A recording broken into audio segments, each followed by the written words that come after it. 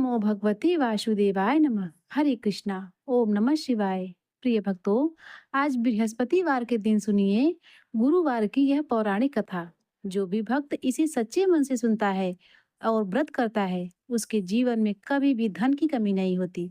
तो चलिए प्रिय भक्तों, बड़े ही प्रसन्नचित मन से सुनते हैं यह पौराणिक कथा। पूर्व काल में एक बड़ा ही प्रतापी राजा राज्य करता था, जो बड़ा ही दानी और ब्राह्मण गुरु देवता तथा पितरों की पूजा करने वाला था। उसकी साधुता, धार्मिकता समस्त देश में प्रसिद्ध हो गई थी। उसके द्वार से कोई याचक निराश होकर नहीं जाता था और वह नित्य देव मंदिरों में दर्शन करने को जाता था।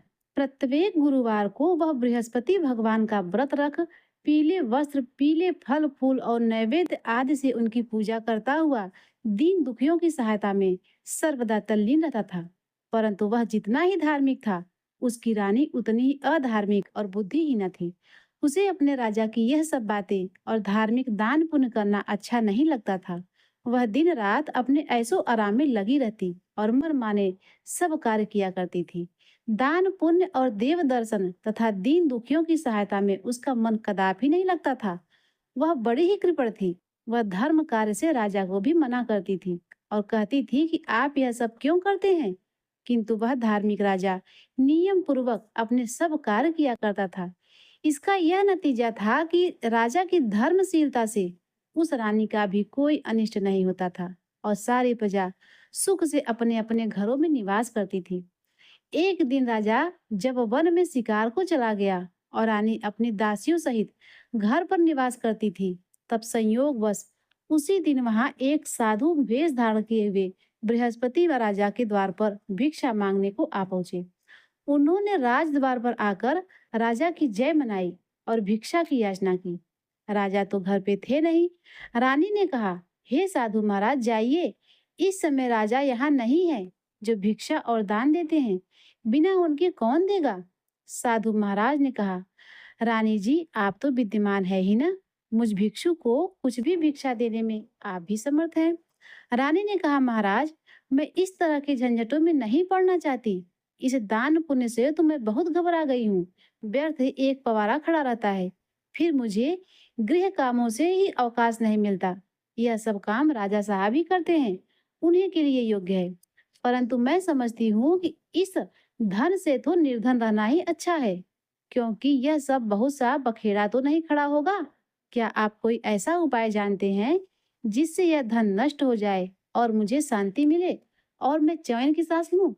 यदि आप जानते हो तो बताइए। बृहस्पति भगवान ही तो वहां साधु बनकर आए थे। उन्होंने कहा, यह तुम क्या कह रही हो? भला संसार में ऐसा भी कोई होगा जिसे संतति और धन न प्यारा हो? भला इससे भी कोई दुखी होता है क्या? हे देवी, इन दो बातों की तो सभी को चाह रहती है। चाहे कोई धर्मात्मा हो या अधर्मी, सभी धन की इच्छा करते हैं। इस धन की महिमा को तो मैं क्या कहूँ। ऋषि, धर्मात्मा और अधार्मिक सभी को धन की सब प्रकार से आवश्यकता पड़ती है। यदि तुमको भगवान ने धन दिया है तो उसका सदुपयोग करो। महात्मा कबीर ने कहा है कि भूखे को भोजन, नंगे को चीर और प्यासे को नीर, इतना बांटे संत कबीर। तुम्हारे पास धन है तो भूखे मनुष्यों को भोजन कराओ, पौसरे बैठवाओ, जिनके वस्त्र न हो उन्हें वस्त्र दो। इस प्रकार अन्न, वस्त्र और जल का दान करो। धर्मशाला बनवाओ, ताल तलैया, कुआं और बाग बगीचे बनवाओ। आम, आंवला आदि के वृक्ष को लगवाओ और यज्ञ करो। साधु ब्राह्मणों को भोजन खिलाओ। जिनके पास धन नहीं हो उनकी सहायता करो। उनकी कुमारी कन्याओं का विवाह कराओ। इस प्रकार कितने ही यहाँ दया आदि के धर्म के कार्य हैं जिन्हें तुम कर सकती हो। यह क्या कहना कि सब धन नष्ट हो जाए और मैं चैन की सांस लूं? मैं तो सर्वप्रथम आपको यही कहूंगा कि आप इस प्रकार के कर्मों से अपने कुल और नाम को उज्जवल कर लो। इस मनुष्य जन्म को सार्थक कर लो। मनुष्य के अच्छे कर्म ही उसके लोक परलोक में सहायक होते हैं और अंत में जब शरीर त्याग कर मनुष्य स्वर्ग को जाता है, वहां उसे नाना प्रकार के सुखों की प्राप्ति होती है। परंतु साधु महाराज की इन बातों का उन रानी पर कोई प्रभाव न पड़ा।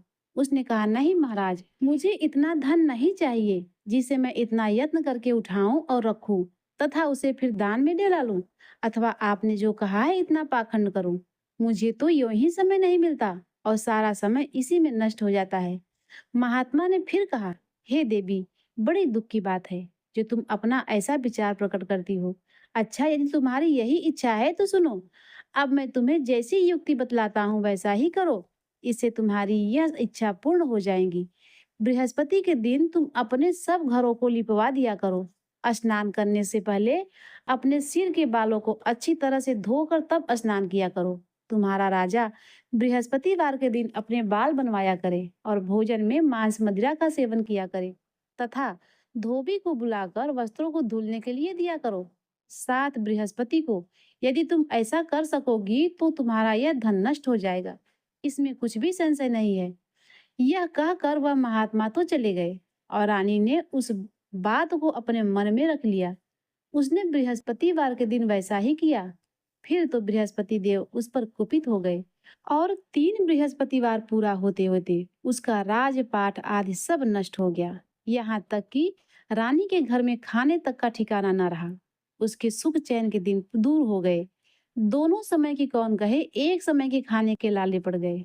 तब राजा ने व्याकुल होकर रानी से कहा कि हे रानी जी, आप तो यहाँ रहिए, परंतु अब मुझसे यहाँ नहीं रहा जाएगा, क्योंकि यहाँ तो मुझको सब लोग जानते हैं।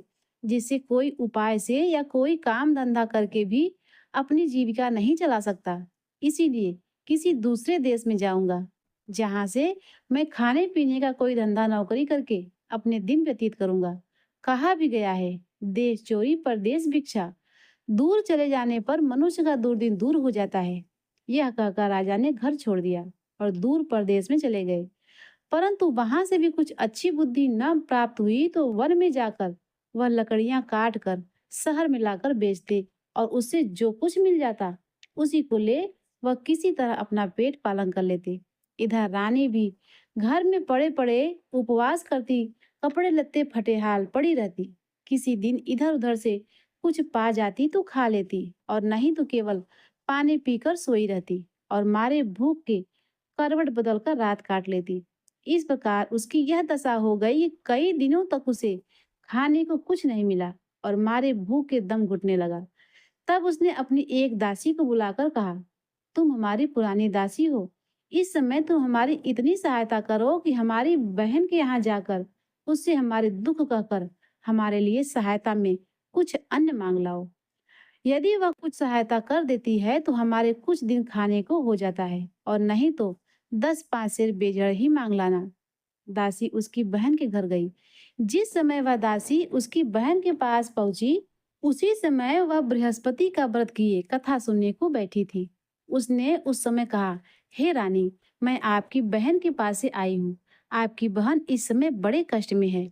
आप उनकी कुछ सहायता करें और नहीं तो 10 5 सेर बेझड़ ही उनके लिए दे देवे तो कुछ दिन कट जाएंगे। दासी ने कई बार कहा, परंतु रानी ने ध्यान नहीं दिया और कुछ न बोली, क्योंकि वह मौन भाव से एकाग्रचित हो बृहस्पति भगवान की कथा सुनने में लीन थी। जब रानी कुछ न बोली तो वह मन में उदास हो अपने घर को लौट उस रानी के पास चली आई जिसने उसे भेजा था और आकर रानी से कहा, आपकी बहन तो बड़ी घमंडी है। वह सहायता और बेझड़ क्या देती? उसने तो मुंह से एक बात भी न की। उसे सुन रानी ने कहा, यह उसका दोष नहीं है, यह सब अपने बुरे दिन की बात है। जब बुरे दिन आते हैं तब तृण भी पहाड़ बन जाता है और मित्र भी शत्रु हो जाते हैं तथा कोई भी उस दुखी का साथ नहीं देता। इधर तो यह बात हुई। उधर जब वह रानी बृहस्पति जी की कथा सुनकर उठी तो उसे ख्याल हुआ कि मेरी बहन की दासी आई थी और व्रत की कथा सुनने में मैंने उससे कुछ भी बात नहीं की। इस बात को विचार कर वह किंचित शांत रही और जानकर भक्ति भाव से पूर्ण सप्रेम विष्णु भगवान का पूजन किया। उसने भगवान की पूजा की। विसर्जन कर वह सीधे अपनी बहन के घर गई और कहा, हे बहन, तुम्हारी दासी मेरे पास गई थी, परंतु मैं बृहस्पतिवार का व्रत किए बैठी थी और मौन भाव से कथा सुन रही थी। उस कथा में जब तक कथा पूरी न हो जाए बोला नहीं जाता और न वहां से उठा ही जाता है। इस कारण वह लौट आई। और कहो बहन, उसे आपने मेरे पास किस लिए भेजा था? रानी बोली, बहन, मेरे पास अन्न नहीं था। तुम तो जानती ही हो, इधर हमारे घर की दशा बड़ी शोचनीय हो गई है। इसीलिए मैंने दासी को तुम्हारे पास 5 सेर बेझड़ लेने को भेजा था, परंतु वह खाली हाथ लौट आई। मैंने सोचा कि तुम किसी काम में फंसी होगी जिससे दासी को यूं ही लौटा दिया होगा। रानी बोली, नहीं बहन, उसने तो मुझसे कुछ नहीं कहा था। परंतु यह क्या बात है? मैं तो समझती हूँ कि तुम्हारे घर में ही बेजड़ मौजूद है। तुम अपने घर में फिर देखो।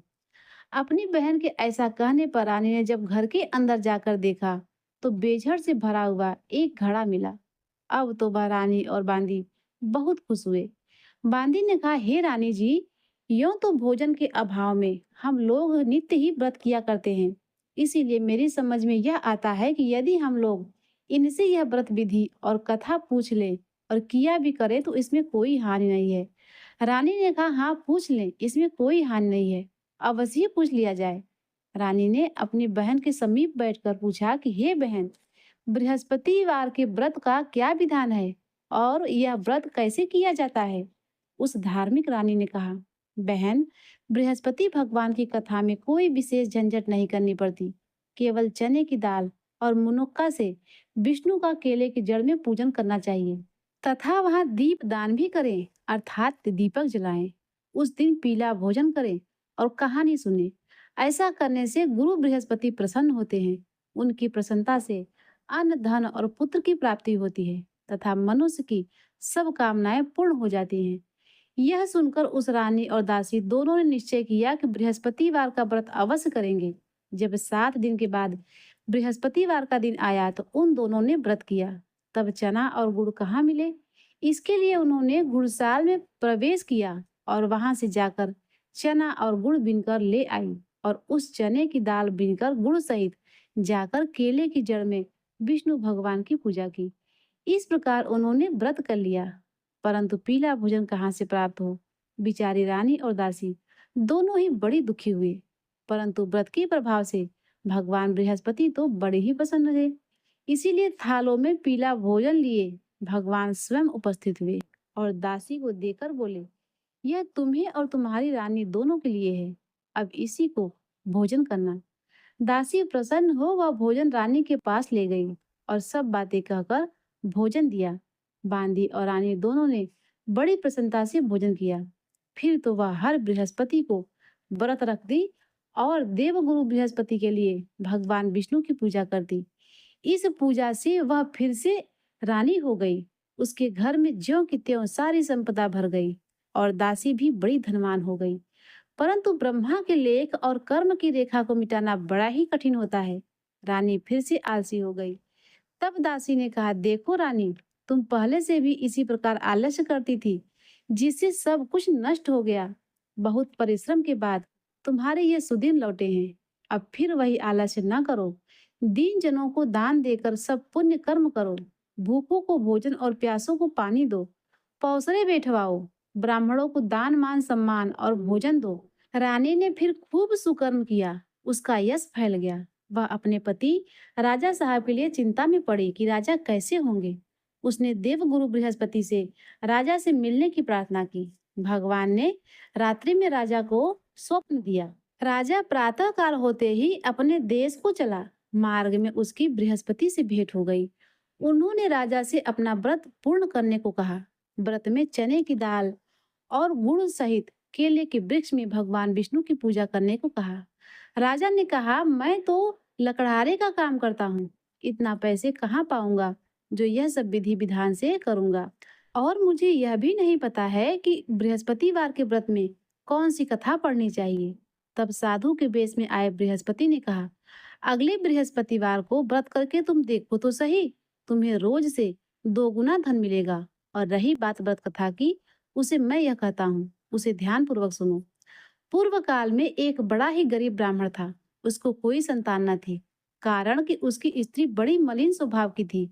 प्रातः सोकर उठते ही वह सर्वप्रथम भोजन करती, फिर दूसरा कार्य करती थी। यह देखकर वह ब्राह्मण बड़ा दुखी रहता। कुछ समय के बाद उसकी स्त्री को एक कन्या उत्पन्न हुई। वह कन्या एक कन्या रत्न थी। वह कन्या ज्यों ज्यों बड़ी हुई, उसका स्वभाव निखरता गया। नित्य प्रातः उठते ही नित्य कर्म कर स्नान आदि करती और भगवान विष्णु की पूजा के साथ प्रति बृहस्पतिवार को गुरु बृहस्पति का व्रत भी किया करती थी। जब वह विद्यालय में पढ़ने जाती तो अपने हाथ में एक मुट्ठी जौ भर कर ले जाती और मार्ग में डाल देती।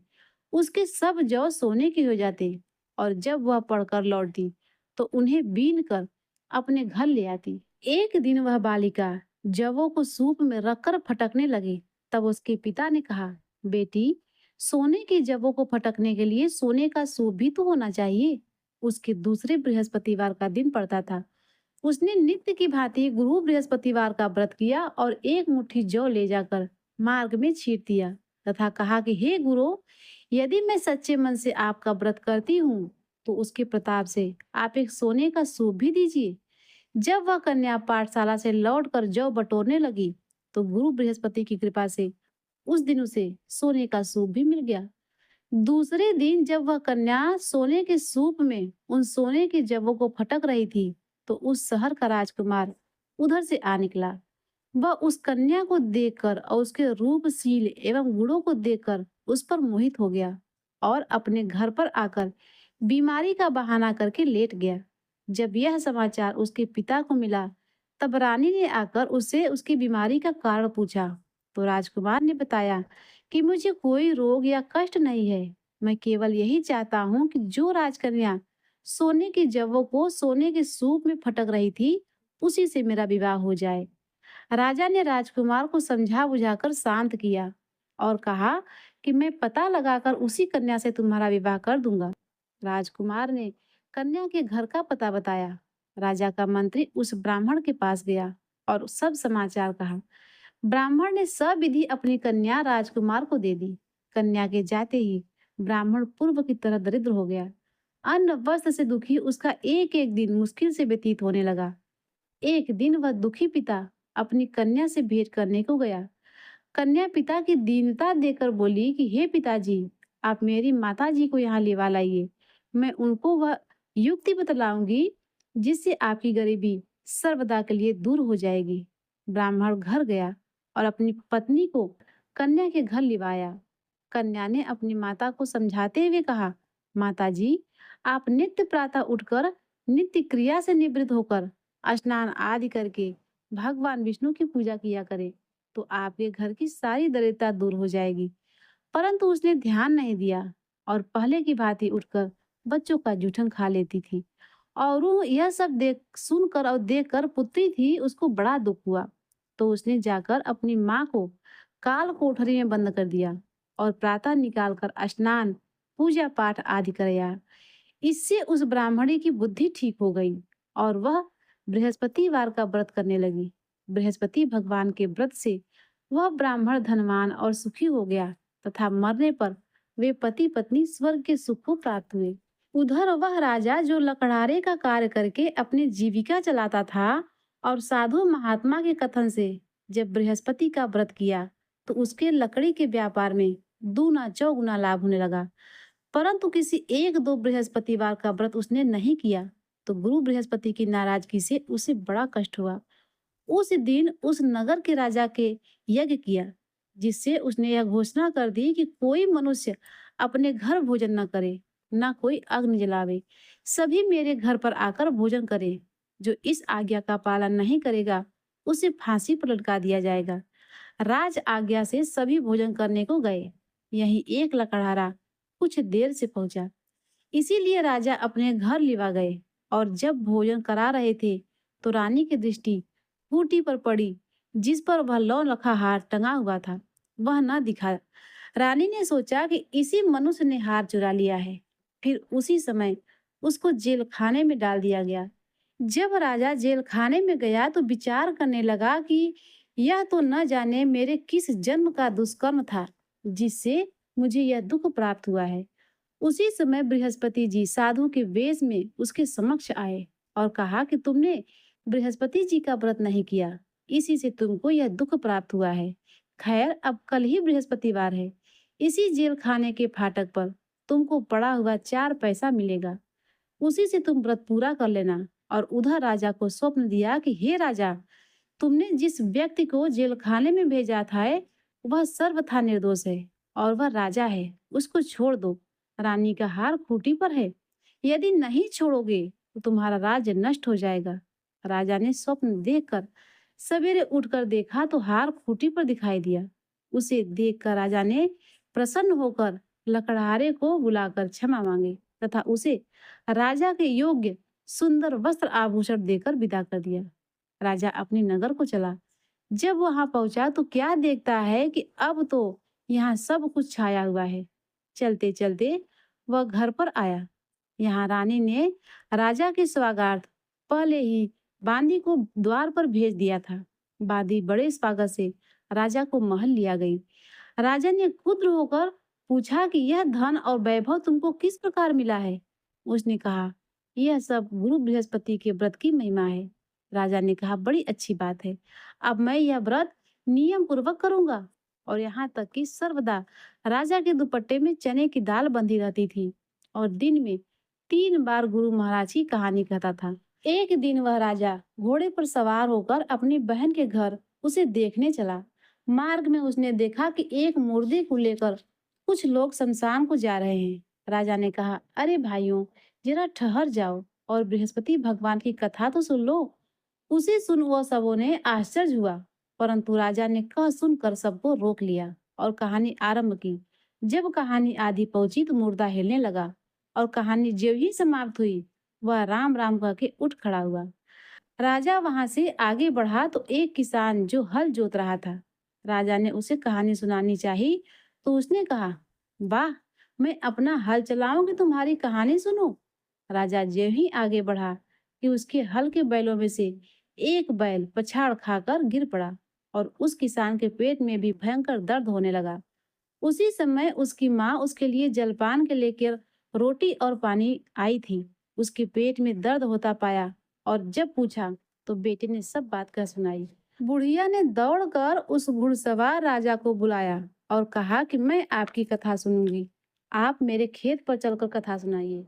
राजा बुढ़िया के खेत पर कहानी सुनाने को लौट आया और जो ही कहानी कहने लगा कि उस किसान के बैल उठ खड़े हुए तथा किसान के पेट का दर्द भी बंद हो गया। राजा अपनी बहन के घर आया। बहन ने उनका बड़ा स्वागत किया। समाचारों के आदान प्रदान तथा परस्पर वार्तालाप करते हुए सुख से सोकर सबने रात्रि व्यतीत की। दूसरे दिन सवेरा होने पर राजा उठा तथा अन्य सभी लोग उठकर अपने अपने कामकाज में लग गए। तब राजा, जो गुरु बृहस्पति का बड़ा ही भक्त था, उसने अपनी बहन से कहा कि हे बहन, बृहस्पति की कथा किसी ऐसे मनुष्य को सुनाना चाहता हूँ जिसने भोजन न किया हो। बहन ने कहा, भैया, यहाँ बहुत ही तड़के ही सब लोग भोजन कर लेते हैं, फिर भी मैं तलाश करती हूँ। उसने देखा कि पड़ोस में जो कुम्हार रहता है उसका बेटा बहुत बीमार था, जिसे 3 दिन से उसके घर वालों ने मारे दुख के भोजन नहीं किया था। रानी ने कुम्हार से कहा कि तुम मेरे भाई से गुरु बृहस्पति की कहानी सुन लो, क्योंकि तुम लोगों ने अभी तक भोजन जलपान कुछ भी नहीं किया है। कुम्हार ने कहा, बहुत ठीक। राजा ने कहानी सुनाने को आया। राजा ने उसके घर जाकर बृहस्पति की कहानी सुनाई। उसके प्रताप से उसके लड़के की सारी बीमारी दूर हो गई और उसे आराम हो गया। लोग राजा से प्रार्थना करने लगे। दूसरे दिन जब राजा अपने घर को चलना चाहा, तो उसने बहन से भी चलने को कहा। बहन ने अपनी सास से जो ही आज्ञा मांगी तो उसने कहा, अच्छा तू जा, परंतु अपने बच्चे को न ले जा, क्योंकि तेरा भाई संतान रहित है। तब बहन ने अपने भाई से कहा कि भैया, मैं तो चलूंगी, परंतु बच्चे लोग नहीं जा सकेंगे, क्योंकि माता जी की आज्ञा नहीं है। राजा बोले, जब बच्चे ही नहीं जाएंगे तो तुम ही चलकर क्या करोगी। राजा अपने घर को लौट आया और राजा ने अपनी रानी से कहा कि मैं संतानहीन हूँ, जिससे लोग मुझसे परहेज करते हैं। रानी ने कहा, घबराइए नहीं, बृहस्पति भगवान की कृपा से हमें भी संतान की प्राप्ति होगी। फिर तो उसी रात्रि में राजा को संतान प्राप्त होने के लिए स्वप्न हुआ। रानी गर्भवती हुई और ठीक 9वें महीने में उसे पुत्र की प्राप्ति हुई। रानी की बहन भी आई और वे सब लोग जो उनके संतानहीन होने से घृणा करते थे, वे लज्जित हुए और घर आकर खान पान में सम्मिलित हो राजा रानी को बधाई देने लगे। इस प्रकार बृहस्पतिवार का व्रत करने से गुरु बृहस्पति मनुष्य की सब कामनाएं पूर्ण कर देते हैं। बोलो बृहस्पति भगवान की जय, विष्णु भगवान की जय। प्रिय भक्तों, अब आइए सुनते हैं बृहस्पति देव की आरती। जय बृहस्पति देवा, ओम जय बृहस्पति देवा, छिन छिन भोग लगाऊं कदली फल मेवा। ओम जय बृहस्पति देवा, जय बृहस्पति देवा। तुम पूर्ण परमात्मा तुम अंतर्यामी, जगत पिता जगदीश्वर तुम सबके स्वामी। ओम जय बृहस्पति देवा, जय बृहस्पति देवा। चरणामृत निज निर्मल सब पातक हरता, सकल मनोरथ दायक कृपा करो भरता। ओम जय बृहस्पति देवा, जय बृहस्पति देवा। तन मन धन अर्पण कर जो जन शरण पड़े, प्रभु प्रकट तब होकर आकर द्वार खड़े। ओम जय बृहस्पति देवा, जय बृहस्पति देवा। दीन दयाल दया निधि भक्तन हितकारी, पाप दोष सब हरता भव बंधन हारी। ओम जय बृहस्पति देवा, जय बृहस्पति देवा। सकल मनोरथ दायक सब संशय हारो, विषय विकार मिटाओ संतन सुखकारी। ओम जय बृहस्पति देवा, जय बृहस्पति देवा। जो कोई आरती तेरी प्रेम सहित गावे, जेठानंद आनंद कर सो निश्चय पावे। ओम जय बृहस्पति देवा, जय बृहस्पति देवा।